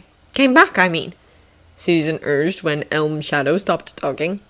He pawed at the ground, looking uncomfortable. It wasn't like they'd said it was. Everyone was hungry and there wasn't much food. Nobody would talk to me and I didn't know anyone. It wasn't like Nini had said it would be at all. Is it ever? Thought Susan. And so you joined the patrol? The stag's ears dropped and then came back up. Susan realized this was the deer equivalent of a shrug. They had food and a plan. They seemed organized, like they knew what was going on. And what did you do for the patrol? Asked Edmund, again quite casually. Elm Shadow was officially still their ally. They didn't want to frighten him off if they could avoid it, but it would be best to settle the question before they arrived at the witch's castle. Oh, not much, Elm Shadow said, looking shifty. Susan wasn't sure how she knew the stag was dodging the question, but she knew he was. One more Narnian lesson. Learn how to read the body language of talking beasts. Guarded the castle, that sort of thing. He was probably muscle, Susan decided, for when the patrol threatened the locals, with his size and broad spread of antlers, he would pose quite a threat to most of the woodland population. Guarded it from whom? Edmund asked and stepped over another log across the trail. Isn't the patrol protecting the local audience? Some of them don't understand that we're here to protect them, said the stag with a borrowed earnestness. They tried to steal supplies, and Bruno couldn't allow that. Supplies? What supplies? Asked Susan. Now Elm Shadow looked distinctly uncomfortable. I don't really know. Some food, I think, and there were lots of boxes in some of the rooms. Bruno would trade some of it sometimes. Bruno, who had abandoned his people on the battlefield and run away when it seemed like they were going to lose. One of the dogs had followed his trail for some distance after the battle was over. She'd come back covered with burrs to report that the grizzly had headed west into the mountains. If they were very lucky, perhaps he would stay there, but Susan rather doubted it. What did he trade for? Susan asked. She hoped they would reach the castle soon. She was very tired and still sore from the battle, though her wounds were healed. She wanted to sit down and have a nice cup of tea and sleep in a bed, except she knew there would be no tea, and dinner would be mushy stew again, and they would sleep on the ground. Again! Not that she would ever complain out loud. She knew that much about being a queen, after all. In any event, this also was important. Talking to Elm Shadow, learning about the patrol. Turning the patrol, really, if they could. I don't know, said Elm Shadow, and now he looked genuinely unhappy. He tossed his head a few times and finally burst out, Bruno said that he was protecting us, that Aslan wasn't going to look after us and we had to do it ourselves. He said that the stories about the new kings and queens were just stories. And you believed him, thought Susan, because why shouldn't you? We hadn't done anything to prove ourselves, after all. Which wasn't entirely true, she knew. They had helped defeat the witch, and that had not been solely Aslan's work. She'd heard Edmund and Lucy talking about the deep magic and what it meant. But it was close enough to true for Bruno's purposes. Close enough to fool Narnians who hadn't seen Aslan, those who were a little naive or a lot selfish, those who wanted to take power now that the witch was gone. Unknown? Edmund asked very gently. What do you think now? Windcaller appeared out of a grove of trees up ahead, where the trail curled up and over a wooded ridge. The castle is just ahead, he cried, and cantered past to bring word to the rest of the company. Elm Shadow hesitated, and then stomped one hoof on the dusty trail. I choose to trust Aslan, he said firmly, and when he tossed his head this time, his antlers caught the late sun like wood polished to a glassy sheen. The sun was swinging into the west, and although the rooms at the top of the tower were dim, the heat was stifling. Below, voices echoed in the courtyard and hallways as Torvis and the others searched through the rooms, tallying and cataloguing the quite enormous amount of material the witch had compiled. No wonder Bruno had seized the castle as soon as the opportunity presented itself. It was a treasure trove of foodstuffs, trade goods, and raw materials, all of which could be traded or distributed for Bruno's benefit. It was all so much that Peter was forced to wonder why the witch had accumulated it all. She hadn't decorated the castle in gilt or furnished it with ornate art. She hadn't filled her cupboards and chests with jewels or luxurious clothing, nor had she purchased loyalty from her subjects with largesse. In fact, she had, by all reports, gone out of her ways to keep them miserable, rewarding only a very few of them with enough to keep them comfortable. It was a conundrum, and Peter longed for Susan to come help him solve it. He shrugged and swiped his sweaty forehead against the sleeve of his shirt before tugging open yet another heavy wooden door. This door had been hidden behind stacks of barrels and crates, and when opened led to a small room piled with bales wrapped in rough cloth and bound with leather straps. Peter raised an eyebrow. Whatever this was, it wasn't food. Was it goods shipped in, or something the witch had planned to use for trade? The room had a familiar smell, a little musty, reminding him more than anything of his great-aunt Nell, but Peter couldn't place why it reminded him of her. With the door ajar, there was enough light to see his way well enough. Peter stepped into the room and drew his dagger. It was the work of barely a minute to cut the leather bonds on the nearest bale and saw through the wrapping around the outside. Some minutes later, there were shouts in the courtyard, cries of greeting and welcome. These sounds were followed by the clatter of hoof prints on the paving stones, and then the rumbling voices of centaurs and at least one wolf. Peter sat on the floor under the window, in a spot where he could see the door to the storeroom. He didn't move, even when he heard his own name called. The sun moved in the sky, just enough that the light came in through the window and illuminated his filthy hand resting on his thigh. He hadn't put away the knife. He turned it over and watched the light reflect off the blade. Sweat trickled unnoticed down his back. "Aye, King, I think I saw your brother upstairs," said a voice clearly from the floor below. Peter didn't stir. Quiet footsteps, softer than a fawn's clickety-tread, came up the stairway and then stopped at the doorway. "Pete!" said Edmund in surprise. "Did you hear us?" Peter didn't look up from the knife. It was preferable to watch the knife than the storeroom. "I heard." "Are you hurt?" Edmund was across the room in an instant and on his knees gripping Peter's arms. "What's wrong?" Finally Peter looked up. Edmund had a black eye and had lost some hair on the side of his head, but was otherwise unharmed. He was wearing just a torn and filthy tunic over his breeches. "Lose your boots?" Peter asked. "What?" Edmund looked down. "Oh, no, they just fell apart on the march back. I hope I can talk someone into making me more. Maybe there was some leather here we can use." He looked around the room hopefully. Peter nearly gagged, and he wrenched away from Edmund, stumbling to his feet. What is it?" Edmund jumped up as well, putting out a hand to support him. "Peter, you are right." One hand on the wall, Peter leaned over, fighting the nausea. At length he straightened and pointed to the storeroom with the point of his knife. "I found that," he said in explanation, and didn't turn to watch as Edmund went to investigate. There was a long silence. Peter heard the rustling as Edmund examined the open bale, and then his brother's sharp, indrawn breath as he came to the same realization Peter had. He stood without moving, leaning against the cold stone wall until his brother came out. As Edmund crossed the ray of sunlight through the window, the light revealed fresh tear tracks on his face. Edmund sank down on the floor next to Peter and put his face in his hands. Peter concentrated on breathing. He was pretty sure he wouldn't vomit anymore, but he didn't want to be seen weeping, even by Ed. He was High King, and this was far from the worst thing he was going to need to handle. "She was going to sell them," Edmund said, muffled behind his hands. "The furs." Peter nodded. The smell, so familiar, choked him. The smell of their grandmother's treasured mink coat. She brought it out only at holidays or in the coldest winter weather. Susan had always loved to stroke the soft fur. But the furs in the bales weren't mink, or weren't only mink. They were spotted, striped, and parti-colored.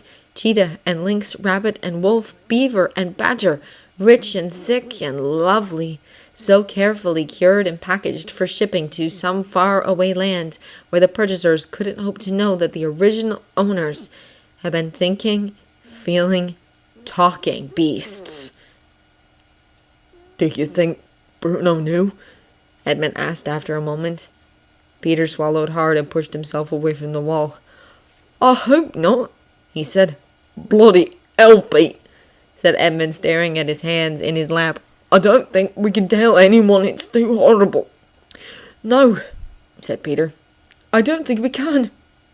"Not even the girls." Edmund's face was pale and unhappy. Shaking his head, Peter crossed the room and shut the storeroom door firmly. "We should probably tell Susan, but Lucy would..." "Come to think of it, I don't know what Lucy would do. She stabbed one of Bruno's dwarves yesterday, Ed. She was amazing." Edmund took the change of topic as it was meant, and after wiping his face once more, put up a hand for Peter to pull him up from the floor. "She didn't kill him, did she?" Peter put a hand on his shoulder. "No, he's fine. Listen, Ed, I didn't think..." "Oh, you're right. Here, He waved the other hand around, indicating their surroundings. Not even 8 weeks ago, Edmund had been shackled in one of those cells downstairs. "I'm okay," Edmund said, shrugging. "Just don't send me down to the dungeons." He gave Peter a smile that looked only partially forced. "I won't, but you should know what we found there." "Peter!" Susan's voice echoed in the small hall, where Peter was carrying one end of a heavy crate, while Torvis struggled with the other. It was full of weapons, but it had jammed in the doorway, and they were on their third attempt to get it out of the castle before giving up and just taking it all out one bit at a time. The end of the crate slipped in Peter's sweaty hands, and he grunted as a splinter dug into his thumb. Busy here, Susan. No, turn more left. No, the other left, he directed Torvis. Finally, with a huff of satisfaction from its bearers, the crate slipped through the doorway with only an inch to spare. Peter just missed, trapping his arm between the crate and the door, and followed Torvis out through the great hall and into the courtyard before dumping the crate on the cobbled ground with a crash. "Ow!" he said mildly, grinning at the fawn. "Was that the last one?" "I think so, King," said Torvis, and then stepped out of the way as one of the centaurs lifted the crate they had struggled with and swung it easily up to his shoulder. "Put that with the material, not the food!" he called after the centaur, who twitched his tail in acknowledgement. "Peter!" said Susan again, and tugged at Peter's arm. "Come with me, you have to see this." "Go, King, I will finish up here," said Torvis with half a bow, and Peter swiveled to follow Susan, who was already leading him around the wall of the keep and into what they'd been calling the back gardens. Of course, the witch had no gardens, but it was an empty area between the keep and the outer walls. What else could it be? She disappeared around one corner, then another, and Peter finally emerged into a sunny and overgrown yard with flowering vines crawling up the outside wall and bees humming in the air. Against the far side was a jumble of tools and supplies piled against a half-built stone wall, part of a shed or stall that had been left unfinished. Susan stood in the center of the garden, facing the unfinished shed, her fists clenched at her sides. She had not yet bathed after the march from Whiterush Vale. Dust and sweat were smeared on her cheek, and her oversized tunic was spotted with grime and blood. "Peter, look," she said, and pointed at the shed. "Look!" Her voice shook. It was just a stone wall. Peter walked closer. A stone wall made of the same gray stone as the rest of the castle was. He put a hand on it and then jerked it back with an oath. It was stone, but the wall was made from many smaller pieces of stone irregularly shaped and fitted together and then mortared in place. The stone that Peter had touched ended in something that looked like a canine nose. Next to it was a roundish stone with a prickly surface like a hedgehog's back. Below that, clearly distinguishable, the broad underside of a bear's paw. "I'm right, aren't I?" said Susan from behind him. Her voice shook. "It's what I thought." Peter nodded, still staring at the wall. Most of the individual stones were small enough for Peter to pick up in two hands, and some were even smaller. They all had sharp, raw edges, as though they had been shattered with some great force. At the unfinished end, a single curved horn stuck out. A cow's or a minotaur's. The wall was some 10 feet long and a foot wide, abandoned and about waist height. He turned around slowly, but there was no more loose stone in the garden. "Wait, Aslan never came back here that morning," Susan said, her voice thick. "I would have remembered, and could even Aslan have done anything about this? Oh, Peter." She wrapped her arms around herself and tears trickled down her face. They stood there for what seemed to Peter like a long time, although it was probably just a few minutes.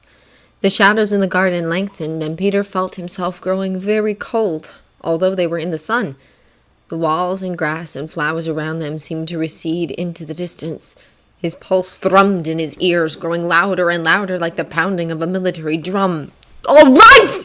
he thought. "I hear you now!" "Susan," he said, his throat dry and his voice raspy, and turned her about so he could see her face.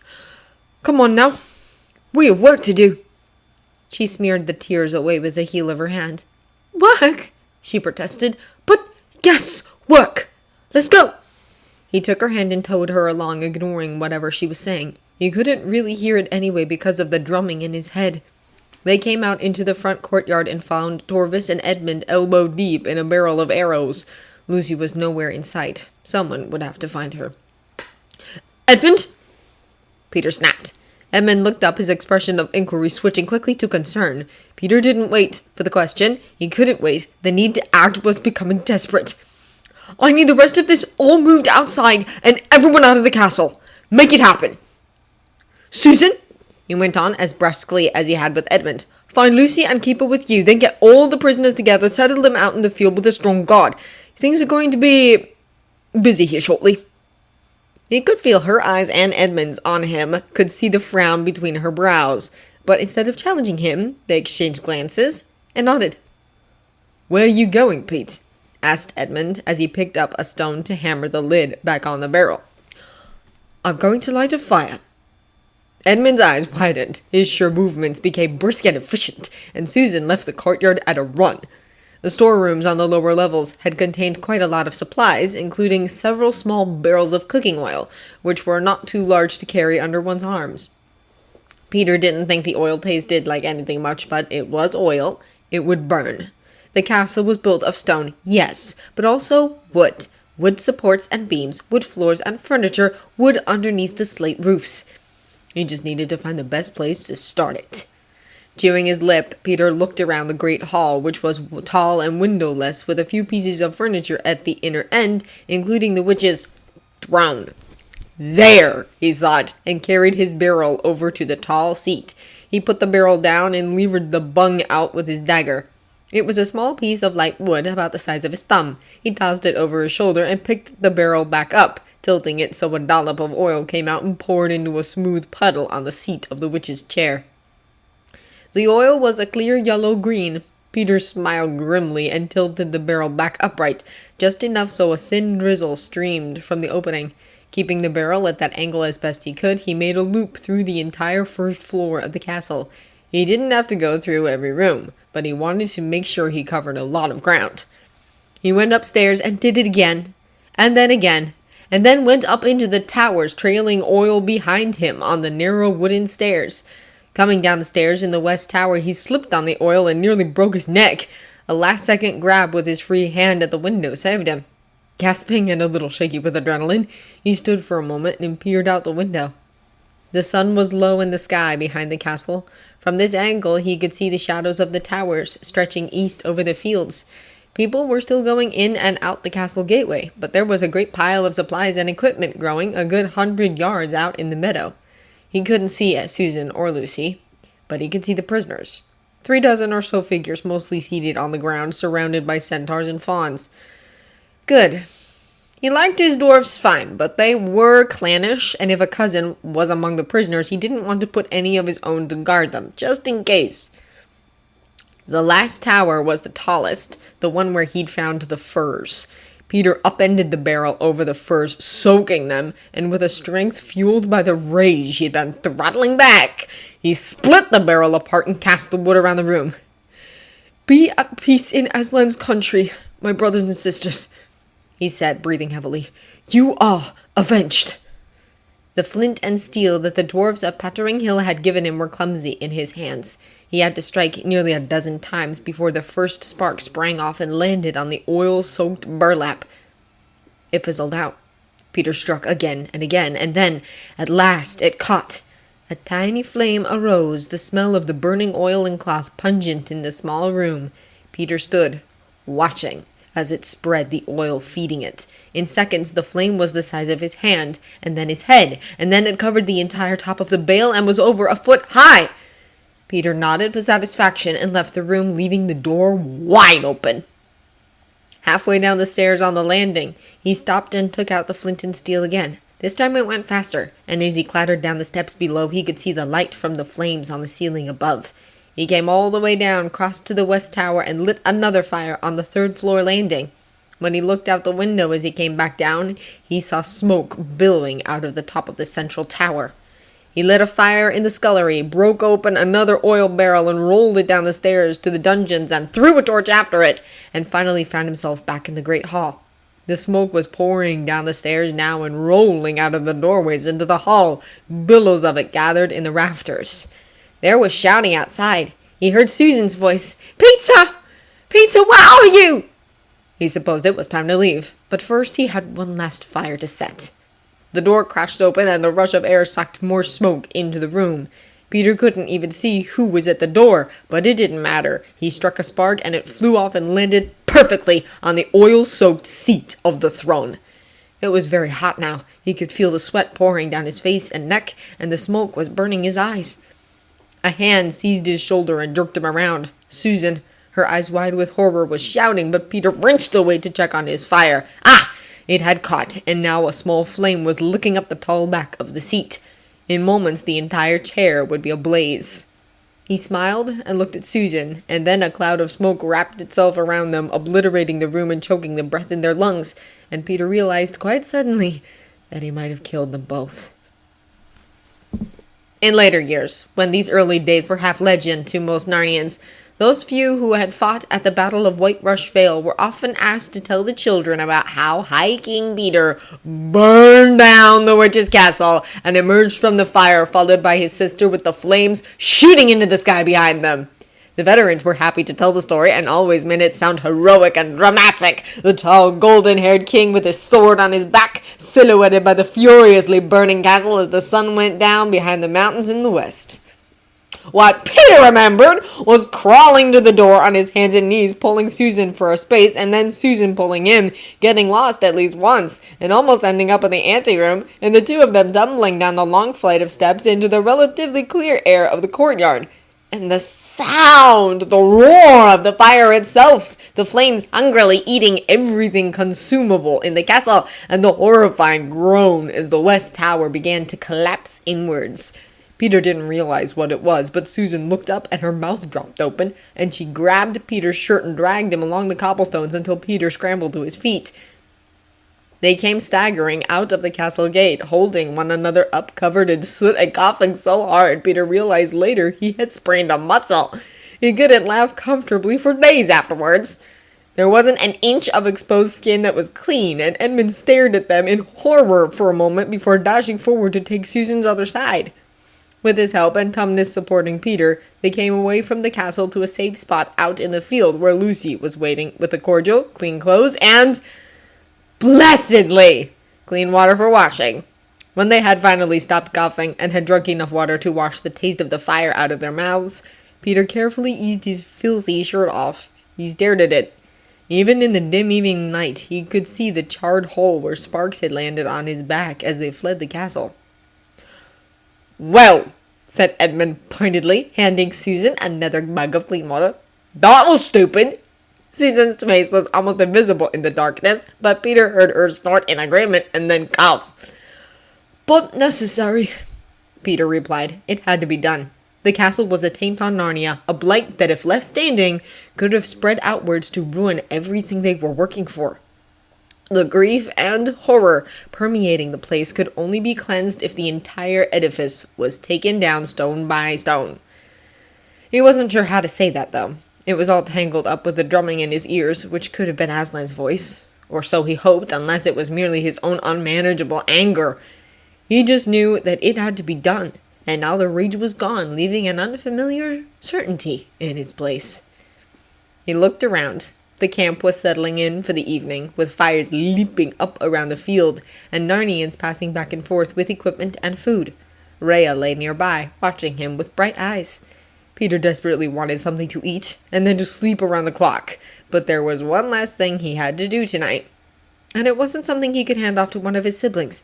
This, too, was for the High King.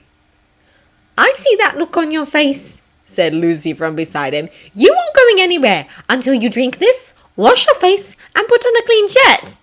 She thrust a bowl into his hands. "Do I have a clean shirt?" Peter asked plaintively. "I don't think this is a good idea," said Susan. She had washed her face as well, but the flickering firelight showed Peter the strain and exhaustion of the last few days. Just a day ago, he realized, she had been near to death. "There are enemies. I don't want you that close to them." Peter raised an eyebrow. "Didn't you go talk to them by yourself just yesterday?" She flushed and shot an angry glance at Edmund, who shrugged. "Yes, but I'm no threat, and I'm not the High King. And haven't you already risked your life once today?" "I'll be fine. Besides, I'm not going unarmed." Peter reached back, ignoring the stiffness in his arms and the stab in his ribs, and drew Reen on.